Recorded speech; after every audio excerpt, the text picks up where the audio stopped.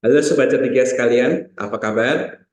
Pada video kali ini kita akan melakukan review eksperimen investasi DCA di reksadana indeks BNP Paribas Serikati untuk yang terakhir kalinya. Ya, bagi Sobat Cendekia yang baru saja menemukan video ini, saya mau cerita sedikit ya, yaitu bahwa kami Cendekia Financial Center pada bulan Mei kemarin, Mei 2023, itu melakukan eksperimen investasi nabung reksadana indeks BNP Paribas Serikati dengan skema 10.000 per hari. Dan skema investasi ini rencananya itu akan selesai pada tanggal 31 Desember 2023. Nah, hari ini kan sudah bulan Januari 2024. Artinya apa? Artinya bahwa eksperimen ini sudah selesai. Ya, jadi deposit 10.000 yang terakhir itu dilakukan tanggal 31 Desember kemarin, ya, menjelang tahun baru.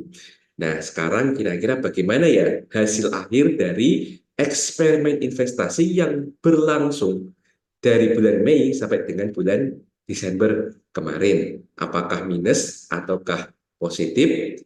Ya, kalau Sobat Cendekia sekalian yang sudah mengikuti seri eksperimen ini dari tahun lalu, pastinya tahu ya bahwa saya sendiri sudah berhipotesis bahwa hasil akhir investasinya itu kemungkinan besar negatif. Kenapa? Karena tahun 2023 itu digadang-gadang sebagai tahun yang sulit, tahun yang gelap. Dan itu sudah dikemukakan oleh Bu Menteri ya, Ibu Menteri Sri Mulyani pada bulan November 2022. Ya, jadi tahun 2023 itu ada dua skenario, soft landing dan hard landing. Nah, waktu itu kita belum tahu apa yang terjadi kira-kira soft landing atau hard landing. Tetapi ya, saya sendiri berpendapat bahwa apapun yang terjadi skenario-nya, itu ekonomi akan sulit.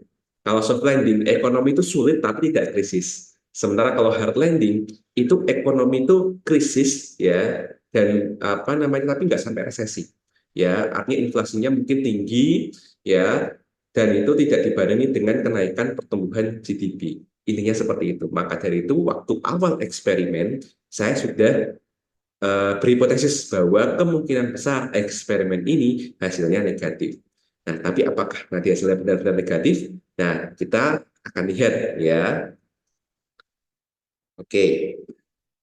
Jadi kalau kita melihat ya, kita melihat dari pertumbuhan NAV per unit BNP Paribas Serikati pada bulan terakhir, yaitu bulan ke-8 ya. Jadi dari tanggal 1 Desember atau lebih tepatnya 30 November ya. Jadi 30 November malam hari, kemudian sampai dengan 31 Desember 2023 itu hasilnya bagaimana? Nah, kalau kita perbandingkan ya, BNP Paribas Serikati pada bulan terakhir yaitu bulan Desember 2023 itu naiknya 2,3473%. Nah, tapi di saat yang bersamaan ternyata IHSG ya itu naik 2,7124%. Sementara indeks LQ45 itu juga naik 4,3582%. Artinya untuk bulan Desember ini saja, meskipun BNP Paribas Serikati itu kinerjanya bagus, tetapi masih kalah oleh indeks saham IHSG itu sendiri dan kalah oleh LQ45. Ya, terus tapi kalau dibandingkan dengan rata-rata reksadana saham pada umumnya, ya karena BP Paribas Serikati itu kan reksadana indeks, tetapi ini emitennya itu adalah emiten-emiten di pasar saham, gitu. Nah, rata-ratanya itu hanya naik 1,36%. Artinya apa? Artinya adalah bahwa terjadi yang namanya window dressing ya di bulan Desember. Itu terbukti dari IHSG yang naik 2,7% dalam satu bulan saja. Dan beberapa indeks seperti LQ45 itu juga naik bahkan melebihi IHSG. Tetapi ya mungkin bagi rata-rata reksadana saham, efek dari window dressing tersebut itu tidak sekuat efeknya terhadap pasar secara keseluruhan. Nah, sementara BNP Paribas Serikati di sini bisa dibilang sedikit menyamai, ya, menyamai kenaikan dari IHSG. Nah, tetapi kalau kita lihat ya, berdasarkan start to date-nya, artinya dari tanggal 1 Mei 2023 sampai dengan 31 Desember 2023, BNP Paribas Serikati itu hanya naik 0,076%. Sementara IHSG naik 5,16%, rata-rata reksadana saham itu minus 3,27%, dan LQ45 itu hanya naik 0,91%. Nah, ini sendiri terjadi karena memang kalau kita tahu ya di grafik ini cenderung turun ya. Penurunan itu terjadi mulai bulan Agustus sampai dengan akhir bulan Oktober. Dan ini adalah area ya, ini yaitu Agustus sampai dengan Oktober ini itu adalah area di mana Bank Indonesia itu menaikkan suku bunga acuannya. Dari sebelumnya ya, dari Januari kemarin sampai dengan Agustus itu masih 5,75%. Tetapi ketika naik menjadi 6%, efeknya itu untuk pasar saham itu cukup terasa. Dari Agustus sampai Oktober itu cenderung turun semua. Ya, oleh karena itu maka di sini memang bisa dibilang adalah saat-saat yang sulit untuk pasar saham bagi investor saham maupun yang memegang reksadana saham maupun reksadana indeks. Nah, tetapi kalau kita lihat ya, kok IHSG ya yang dilambangkan dengan garis biru biru kehijauan ini ya, itu kan awalnya dia menjadi loser ya kan, pecundang istilahnya. Yang menang itu adalah sedikit hati. Nah, tetapi ketika terjadi kenaikan suku bunga acuan tersebut yang menyebabkan semua reksadana saham dan indeks itu ikut turun karena pasar sahamnya juga turun, itu IHSG justru menyalip kinerja dari Serikati ya, tepatnya di sini sekitar pertengahan Oktober. Nah, kesimpulan sementaranya adalah karena pada bulan-bulan ini itu ya terjadi sebuah anomali atau kita bisa dibilang adalah para emiten outlier ya, seperti emiten-emiten yang dikomandoi ya atau memiliki bos besar namanya Prajogo Pangestu ya, seperti BRAND, BRPT, TPIA, Cuan dan lain sebagainya. Ini yang terafiliasi dengan grup Prayogo ya. Itu apa namanya mendorong bursa untuk tidak anjlok lebih dalam. Ya, biarkan bisa dibilang Oktober sampai dengan Desember itu sebenarnya sangat tertolong dengan saham-saham dari grup Prajogo Pangestu dan aman ya, aman mineral ya. Oleh karena itu kita bisa lihat bahwa menjelang akhir tahun IHSG menyalip kinerja IHSG. IHSG menyalip kinerja dari BNP Paribas Serikati. Ya, nah, ya kita tidak tahu ya, karena apa namanya aja outlier, dan kita juga tidak tahu permain apa yang ada di belakang itu. Maka kita anggap saja ini adalah sebuah kebetulan ya, kebetulan bagi IHSG untuk bisa outperform reksadana indeks BNP Paribas Serikati. Walaupun dalam video pertama saya bilang bahwa Serikati sendiri, indeks Serikati sendiri, kalau ditarik garis lurus dari tahun 2010 sampai dengan sekarang, itu mengungguli IHSG hampir 2 kali lipatnya kinerjanya. Ya, tapi kita di sini eksperimennya adalah eksperimen jangka pendek. Oleh karena itu, memang yang namanya kejadian-kejadian yang tidak terduga seperti ini, itu juga salah satu hal yang normal juga. Kita harus menerimanya. Oke, nah kenaikan di bulan Desember ya itu sendiri dipengaruhi oleh 5 saham yang terbesar alokasi AUM-nya ya. Karena ini fun fact sheet-nya untuk yang Desember itu belum rilis, maka saya masih memakai data dari fun fact sheet November ya, 30 November 2023. Jadi untuk sementara begini dulu, pakai ini dulu ya. Jadi Telkom, BCA, BRI, Mandiri, dan Bank BNI ya, itu adalah 5 besar terbaru ya dari Serikati setelah dilakukan yang namanya rebalancing. Dulu ada yang namanya Astra International di sini yang disebut sebagai Big Ten, Big Six ya, Big Six. Sekarang jadi Big Five saja. Tapi ASI ditendang, UNTR juga ditendang, sehingga kita hanya terpaku pada 5 ini saja ya, 5 emiten saja. Karena 5 emiten ini saja itu sudah hampir 70% ya, sekitar 65%. 65% dari apa namanya pergerakan Serikati itu didominasi oleh pergerakan 5 saham ini. Dan kita lihat dari 5 saham ini, ya, itu semuanya positif semua ya. Dari tanggal 1 Desember sampai dengan tanggal 31 Desember. Telkom naik 4 persenan, BCA naik 5%, dan yang tertinggi memang Bank BRI ya. Bank BRI naik 8,53%, terutama karena ada sentimen pembagian dividen interim. Ya, jadi yang membuat saham Bank BRI itu naik lebih tinggi. Kemudian Mandiri 3,42% dan Bank BNI sedikit aja ya 1,42%. Sementara ya kalau kita tahu ya Serikati itu sebenarnya kan 25 saham ya. Nah, sebenarnya kita hanya tahu Big Ten ya. Tapi kalau kita lihat dari peringkat 6 sampai peringkat 10 berdasarkan alokasi AUM-nya itu tidak terlalu terpengaruh ya karena kan hanya sekitar 4%, 3% sampai 2%-an atau bahkan ya mulai peringkat 20 ke bawah itu 1% bahkan 0, berapa persen dari alokasi AUM itu dia mau naik turun seperti apa itu pengaruhnya dikit banget ya sedikit sekali.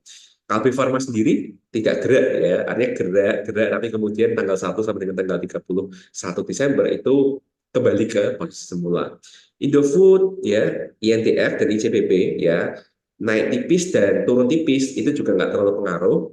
Kemudian semen Indonesia, SMGR dan Level Indonesia ada yang turun tipis, ada yang turun hampir 2%, tapi juga tidak terlalu berpengaruh ya, karena alokasinya sendiri 2,74%. Tuh, nah, jadi kalau ditanya bagaimana hasil akhir investasi, eksperimen investasi yang dilakukan oleh Cendekia Financial Center untuk BNP Paribas Serikati ini ternyata hasilnya positif. Ya, artinya sejak awal memang kami, ya saya secara pribadi itu sudah bersiap-siap bahwa ini negatif, ya karena memang ekspektasinya mau soft landing atau hard landing skenario buat perekonomian ya itu susah lah buat saham, istilahnya seperti itu. Tapi ternyata tidak ya. IHSG punya motor penggerak grup Prajogo, sementara BNP Paribas Serikati meskipun tidak mulai dari tanggal 1 Januari, tapi bisa positif. Artinya ini kinerja yang tidak bagus ya, ini kinerja yang tidak bagus ya, tetapi kalau dibandingkan dengan perkiraan sebelumnya, maka bisa dibilang ini di atas ekspektasi ya. Dan kalau kita bandingkan ya, kita bandingkan beberapa skenario ya. Jadi skenario ini sendiri adalah skenario portofolio DCA. Dalam artian ini yang kita lakukan eksperimen kita, nabung 10.000 per hari sampai dengan 31 Desember. Oh, ini belum saya rubah ini, harusnya 31 Desember nih. Ya. Terus kemudian dibandingkan dengan kalau misalnya kita itu melakukan lump sum ya, jadi sekitar 2.430.000 ini bagaimana kalau sejak 1 Mei kita langsung masukkan ke reksadana indeks ini dan dibandingkan juga dengan IHSG dari tanggal 100 Mei sampai dengan 31 Desember. Nah, kalau kita lihat IHSG yang menang ya, dalam artian 5,16% dari sekitar ini kan bulan 5 ya, berarti kalau 8 bulan ya, jadi 8 bulan. 8 bulan terakhir ini IHSG yang menang karena bisa naik 5,16%. Terus kemudian portofolio DCA kita itu peringkat kedua lah ya dengan kinerja positif 0,72% saja dan tidak disangka-sangka ternyata di menjelang akhir ya, menjelang akhir kita berhasil mengalahkan metode lamsam sedikit ya berhasil mengalahkan metode lamsam sedikit karena metode lamsamnya sendiri itu 0,076% atau dibulatkan jadi 0,08% ya seperti ini. Oke, jadi bisa dibilang cukup dramatis ya, karena yang tadinya itu adalah pemenang tiba-tiba menjadi loser, kemudian yang tadinya loser karena tangan dingin ya para bandar, ya, terus kemudian para ya penjamin emisi efek dan lain sebagainya untuk bisa menaikkan harga saham emiten cukup bagus menjadi sangat tidak rasional ya, pasar sendiri tidak rasional sih memang sih, ya itu sukses ya seperti itu. Oke, jadi kesimpulannya apa? Kalau saya sendiri kesimpulannya begini ya. Kalau berdasarkan ilmu ya, ilmu dan teori dari perencanaan keuangan dan investasi, yang namanya reksadana indeks, apalagi reksadana yang sebagian besar itu di saham, sebagus apapun emiten-emiten yang ada di dalamnya, ya itu belum tentu bagus ya kalau di hold secara jangka pendek saja. Ya, kenapa? Karena meskipun sebagian besar isinya adalah adalah emiten-emiten yang berkualitas bagus ya, tetapi kan selain emiten-emiten besar yang bagus, yang lainnya kan belum tentu bagus, ya kan? Karena berdasarkan kriteria serigati kan bukan hanya kinerjanya saja, ya kan? Tetapi apakah ini terkait dengan lingkungan, sosial, tanggung jawab dan lain sebagainya itu. Nah, yang namanya tanggung jawab sosial, tanggung jawab lingkungan itu kan butuh biaya. Jadi bisa bisa saja perusahaan-perusahaan yang ada, ya itu ada sebagian kecilnya itu nggak bagus dan bisa menggeret reksadananya turun. Ya, termasuk ini juga, serikadi juga. Makanya belum tentu bagus kalau kita rencananya itu memakai reksadana indeks untuk investasi jangka pendek. Misalnya saja, wah aku mau nabung, tapi nggak mau di bank, bank ada biaya admin, begini, begini, begini. Aku mau nabung di reksadana indeks saja atau reksadana saham saja. Ya kan saham bisa kasih aku 5%, 10% per tahun. Ya belum tentu gitu loh. Ya, karena kita tidak tahu dinamika makroekonomi, termasuk dinamika yang tidak bisa kita kontrol seperti bandar-bandaran gitu. Kan kita nggak bisa kontrol itu, ya kan? Nah, oleh karena itu, ada lebih baiknya bahwa reksadana indeks itu dipakai investasi untuk tujuan yang jangka panjang. Dan kalau berdasarkan teori, ya jangka panjang itu bukan di atas 1 tahun, ya secara spesifik itu di atas 5 tahun. Jadi kalau jangka pendek itu di bawah setahun, jangka menengah itu 1 sampai 5 tahun, dan jangka panjang itu di atas 5 tahun. Ya, seperti yang sudah dilihat tadi ya, yang sudah dilihat tadi bahwa IHSG secara jangka panjang kalah sama Serikandi. Tetapi tahun ini IHSG menang atas Serikandi. Seperti itu. Nah, terus kemudian salah satu kritik dari metode ini adalah investasi metode DCA secara harian mungkin bukan cara yang tepat. Ya, karena secara ini ya, secara praktik mainstreamnya menabung secara bulanan itu adalah cara yang paling sering untuk direkomendasikan. Ya, entah itu oleh apartnya, entah oleh manajer investasi, entah oleh financial advisor di bidang tertentu ataupun yang independen. Ya, jadi saya sekali lagi melakukan eksperimen ini sekali lagi karena memang saya sendiri pengen tahu gitu, apakah harian bakal lebih bagus daripada mingguan atau bulanan atau bahkan lamsam seperti itu. Dan jawabannya adalah mungkin bukan cara yang tepat. Ya, nah, terus bagaimana ini? Ini saya sudah kinerjanya positif 0,72%. Apakah akan saya jual? Kalau saya tidak akan saya jual, ya, karena ingat bahwa ini baru setahun.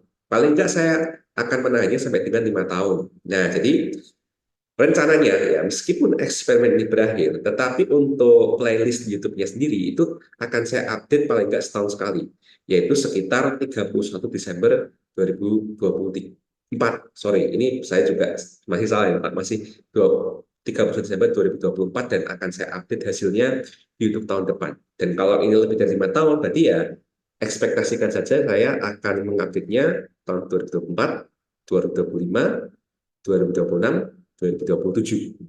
Ya, seperti itu.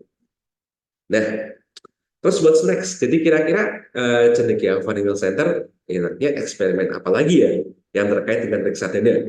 Ya. Nah, saya sendiri ya itu sejak bulan Agustus ya itu memiliki target ya.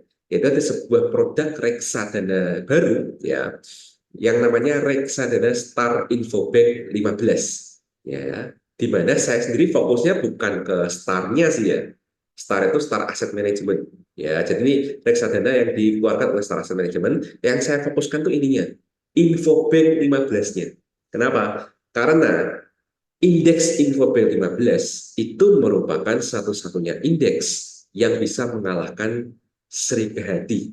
Padahal Serikahati sendiri itu sejak tahun 2010 sampai dengan sekarang itu menang atas ISG.